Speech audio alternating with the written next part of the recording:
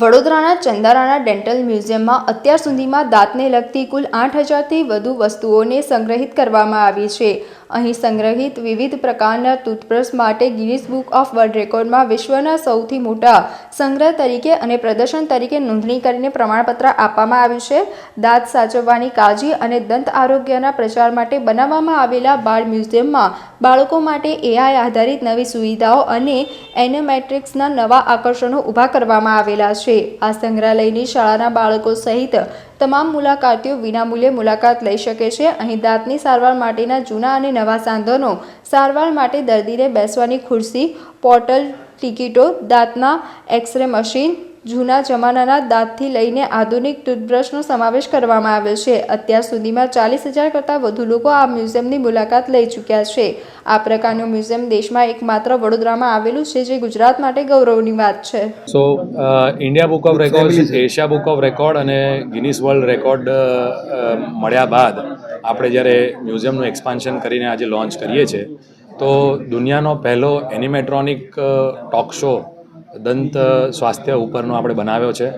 દુનિયાનું પહેલું dental orchestra આપણે બનાવ્યું છે અને ઇન્ટરેક્ટિવ વોલ છે, AI બેઝ ડેન્ટલ સ્કેન છે. આ બધી જ વસ્તુ અને મ્યુઝિયમની મુલાકાત આપણે વિનામૂલ્યે બધા લાભાર્થીઓને આપીએ છીએ.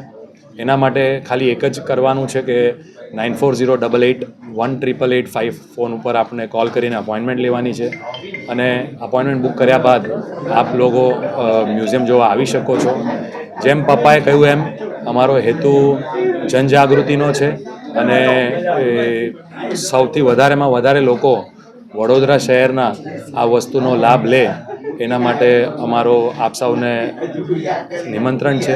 અને મીડિયા કર્મીઓ દ્વારા આ મ્યુઝિયમનો જે પોઝિટિવ અમારો જે એક ઇનિશિયેટિવ છે એનો પ્રચાર થઈ રહ્યો છે, એના માટે અમે લોકો મીડિયા મિત્રોના બી આભારી છીએ. 2016ની સાલમાં આપણે દુનિયાનું અથવા તો એશિયાનું અને ભારતનું સર્વપ્રથમ ડેન્ટલ મ્યુઝિયમ બનાવ્યું અને જેમાંનો મુખ્ય હેતુ લોકોને પ્રિવેન્ટિવ ઓરલ હેલ્થ એટલે કે દાંત અને મોંના રોગોની રોકથામ વિશેની જાણકારી આપવાનો હતો.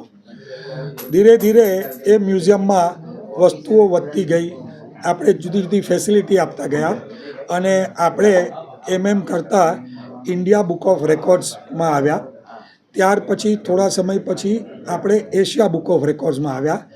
આ સમય દરમિયાન જુદી જુદી શાળાઓના બાળકો તેમજ મુલાકાતીઓ મળી અને લગભગ 40,000 જેટલા લોકોએ આપણા મ્યુઝિયમની મુલાકાત લીધી અને એ જોતાં લોકોનો સુંદર પ્રતિસાદ અને બાળકોનો ખૂબ જ સુંદર અભિગમ જોયા પછી એ મ્યુઝિયમને એક્સપાન્શનનો વિચાર આવ્યો અને એ એક્સપાન્શનનો વિચાર આવ્યાથી આપણે શરૂઆતમાં ટૂથબ્રશનું કલેક્શન ચાલુ કરી અને 2024માં આપણે લાર્જેસ્ટ કલેક્શન ઓફ ટૂથબ્રશીસ અને લાર્જેસ્ટ ટૂથબ્રશ ડિસ્પ્લે ઓફ ટૂથબ્રશીસના 2 ગિનિસ વર્લ્ડ રેકોર્ડ કર્યા અને એની સાથે આપણે 8 વર્ષ પૂરા કરીને 9મા વર્ષમાં મ્યુઝિયમનો પ્રવેશ કર્યો.